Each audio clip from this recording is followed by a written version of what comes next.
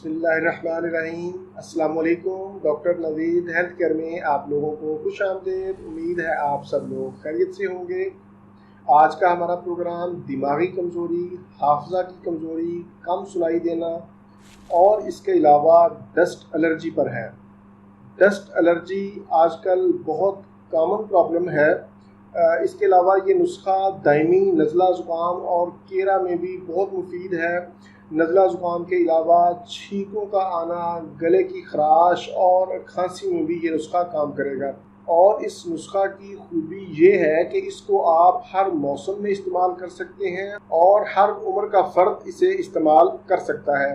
दिमागी कमज़ोरी की बेशुमार वजूहात हैं, जिनमें सर फहरिस्त खून की कमी, जिसकी वजह से दिमाग के बाज़ हिस्सों को खून कम पहुंचता है।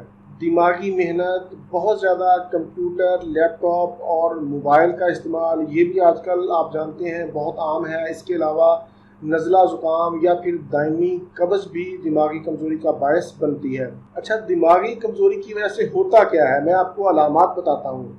सर में हल्का हल्का दर्द रहता है और अक्सर औकात सर के पिछले हिस्से में ज़्यादा होता है। सुस्ती, काहली, मामूली दिमागी काम से भी थकावट हो जाती है। शोर शराबा, चीखो पुकार बिल्कुल भी अच्छा नहीं लगता, बर्दाश्त नहीं होता। धूप में थोड़ा सा चलने से या फिर थोड़ा सा ज़ोर से बोलने से भी सर में दर्द शुरू हो जाता है। कानों में मुख्तलिफ किस्म की आवाज़ें आने लगती हैं। उठते बैठते चक्करों का आना, आंखों के आगे अंधेरा आ जाना और नींद ठीक तरह से ना आना, इसकी वजह से नज़ला ज़ुकाम और केरा की भी शिकायत होती है। छोटी छोटी बातों पर गुस्सा आ जाना, ये तमाम अलामात दिमागी कमज़ोरी की वजह से हो सकती हैं। सारी बातें आपको बताने का मकसद ये था कि आपको पता चल जाए कि ये तमाम अलामात दिमागी कमज़ोरी की वजह से भी हो सकती हैं और आज का नुस्खा इन तमाम अलामात में आप इस्तेमाल कर सकते हैं। इंशाल्लाह इसके इस्तेमाल से आपकी तमाम अलामात ठीक होंगी। नुस्खा नोट कर लें, बहुत ही आसान है। पहले नंबर पर हमें जो चीज़ चाहिए वो है काली मिर्च, ये आपने 15 ग्राम लेनी है। और दूसरे नंबर पर सूंठ, ये आपने 30 ग्राम लेनी है। ये सूंठ अदरक को खुश्क करके बनाई जाती है। तीसरे नंबर पर मगज़ अखरोट, ये आपने 50 ग्राम लेने हैं। चौथे नंबर पर मगज़ पिस्ता, ये भी आपने 100 ग्राम लेने हैं।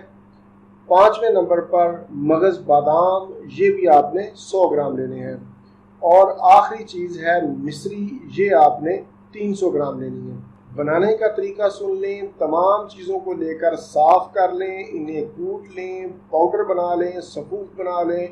कोशिश करें कि बादाम और अखरोट आप साबुत लें और उनके मगज़ आप खुद निकालें।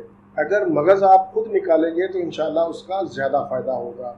सफ़ूफ बनाने के बाद इसको किसी शीशे की बोतल में महफूज कर लें।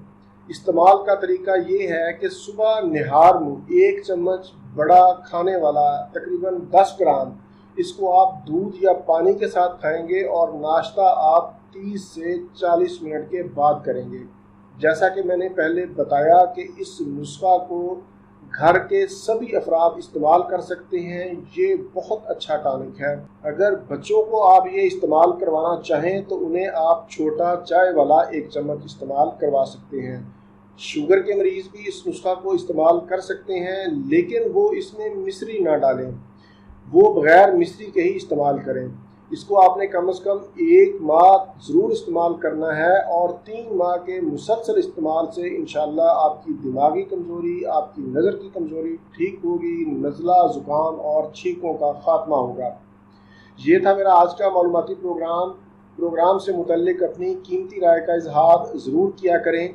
अगर आपको मेरे प्रोग्राम अच्छे लगें, इनसे फ़ायदा हो, तो जब भी आप दुआ के लिए हाथ उठाएं तो मेरे लिए ज़रूर दुआ किया करें। इसी के साथ ही मुझे इजाज़त दीजिए। दोबारा किसी नई मालूमाती वीडियो के साथ आपकी खिदमत में फिर हाजिर होऊंगा। तब तक के लिए इजाज़त। अपना, अपने अहल खाना और अपने दोस्तों का बहुत ज़्यादा ख्याल रखें। अल्लाह हाफिज़, वस्सलाम।